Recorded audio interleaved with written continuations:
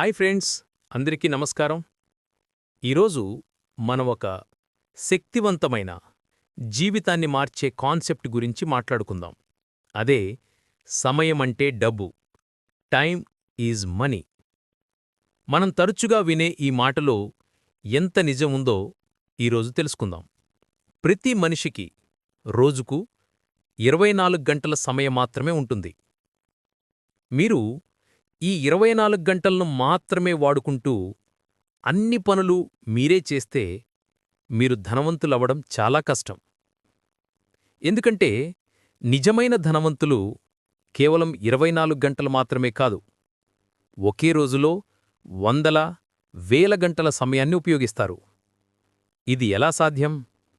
వాళ్ళు టైం మేనేజ్మెంట్లో నిపుణులు కారు, కానీ వాళ్ళొక సూత్రం పాటిస్తారు. అదే లెవరేజింగ్ టైం. చాలామంది తమ సమయాన్ని డబ్బుగా మార్చుకుంటారు. అంటే 1 గంట పనిచేస్తే ఒక నిర్దిష్ట జీతం వస్తుంది. కాని ధనవంతులు తమ డబ్బును ఉపయోగించి ఇతరుల సమయాన్ని కొనుక్కుంటారు. అలా చేయడం వల్ల తమకు దొరికే అదనపు సమయాన్ని ఇంకా ఎక్కువ డబ్బు సంపాదించడానికి ఉపయోగిస్తారు. ఇది వినడానికి కొంచెం విచిత్రంగా ఉన్నా ఇదే నిజం. పనిని అప్పగించడం, డెలిగేషన్. ఈ సూత్రాన్ని మనం అర్థం చేసుకోవాలంటే ఒక ఉదాహరణ చూద్దాం. మీరు ఒక వ్యాపారవేత్త అనుకుందాం. మీరు కారు డ్రైవ్ చేసుకుంటూ మీ ఆఫీస్కి వెళ్తున్నారు. రోజులో 2 గంటలు డ్రైవింగ్ కోసం కేటాయిస్తున్నారు. ఆ సమయంలో మీరు వేరే పనులు చెయ్యలేరు. కాని అదే మీరు ఒక డ్రైవర్ను పెట్టుకుంటే మీరు ఆ 2 గంటల సమయాన్ని బిజినెస్ ప్లానింగ్, క్లయింట్తో మాట్లాడటం లేదా కొత్త మార్కెటింగ్ ఆలోచనలు చేయడం కోసం ఉపయోగించవచ్చు. ఈ పని వల్ల వచ్చే లాభం డ్రైవర్ జీతం కంటే ఎన్నో రెట్లు ఎక్కువగా ఉంటుంది. డ్రైవర్కి జీతం ఇవ్వడం అనేది ఒక ఖర్చులా కనిపించవచ్చు, కాని నిజానికి అది సమయం కోసం పెట్టే పెట్టుబడి, ఇన్వెస్టింగ్ ఇన్ టైం. ఈ పెట్టుబడి మీకు అధిక లాభాలనిస్తుంది. ఇలాగే మీ ఆఫీస్లోని చిన్న చిన్న పనులను వేరేవారికి అప్పదించడం ద్వారా మీరు మీ విలువైన సమయాన్ని వ్యూహాత్మక నిర్ణయాల కోసం ఉపయోగించవచ్చు. సమయాన్ని పెంచుకోవడం ఎలా? మరి ఈ సూత్రాన్ని మనం ఎలా అన్వయించుకోవాలి? ఇక్కడ 3 ముఖ్యమైన విషయాలున్నాయి. పనిని గుర్తించండి.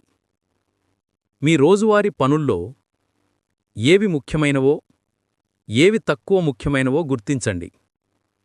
ముఖ్యమైన పనులు అంటే మీ ఆదాయాన్ని పెంచేవి, మీ భవిష్యత్తును తీర్చిదిద్దేవి. తక్కువ ముఖ్యమైనవి అంటే రోజువారీగా ఉండే రొటీన్ పనులు. పనిని అప్పగించడం, డెలిగేట్. తక్కువ ముఖ్యమైన పనులను ఇతరులకు అప్పగించడానికి ప్రయత్నించండి. ఉదాహరణకు, మీరొక యూట్యూబర్ అయితే వీడియో ఎడిటింగ్ను ఎడిటర్కు అప్పగించండి. అలా చేయడం వల్ల మీరు కాంటెంట్ క్రియేషన్ మీద పూర్తిగా దృష్టి పెట్టవచ్చు. మీరు ఒక బిజినెస్లో ఉంటే అకౌంటింగ్, రికార్డింగ్ వంటి పనులకు ఒక అసిస్టెంట్ను పెట్టుకోవచ్చు. పెట్టుబడి పెట్టడం నేర్చుకోవడం. ఇతరుల సమయాన్ని కొనుక్కోవడం ఒక పెట్టుబడి. కానీ ఈ పెట్టుబడికి మీరు సిద్ధంగా ఉండాలి. ఇది కేవలం డబ్బుతో మాత్రమే కాదు, సరైన ఆలోచనతో కూడిన పెట్టుబడి.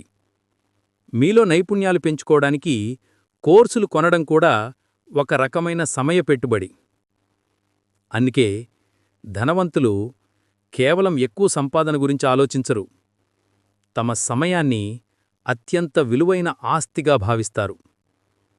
ఈ విషయం మీకింకా అర్థం కాకపోతే ఒక చిన్న లెక్క చూద్దాం. ఒక కంపెనీలో ఒక ఉద్యోగికి నెలకు ₹1,00,000 జీతం ఇస్తున్నారంటే ఆ కంపెనీ ఓనర్ ఆ ఉద్యోగి సమయం నుండి 1,00,000 కంటే ఎన్నో రెట్లు ఎక్కువ లాభం సంపాదిస్తున్నాడని అర్థం.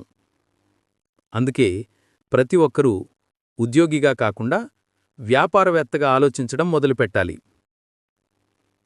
గుర్తుంచుకోండి, సమయం ఎవరికోసం ఆగదు. మీ భవిష్యత్తు కోసం, మీ జీవిత లక్ష్యాల కోసం మీ సమయాన్ని తెలివిగా ఉపయోగించండి. ఇది డబ్బుతో కూడిన పెట్టుబడి కాదు, ఆలోచనతో కూడిన పెట్టుబడి. ఈ రోజునుంచే మీ సమయాన్ని పెంచుకోవడానికి, ఇతరుల సమయాన్ని ఎలా తెలివిగా ఉపయోగించుకోవాలో నేర్చుకోండి.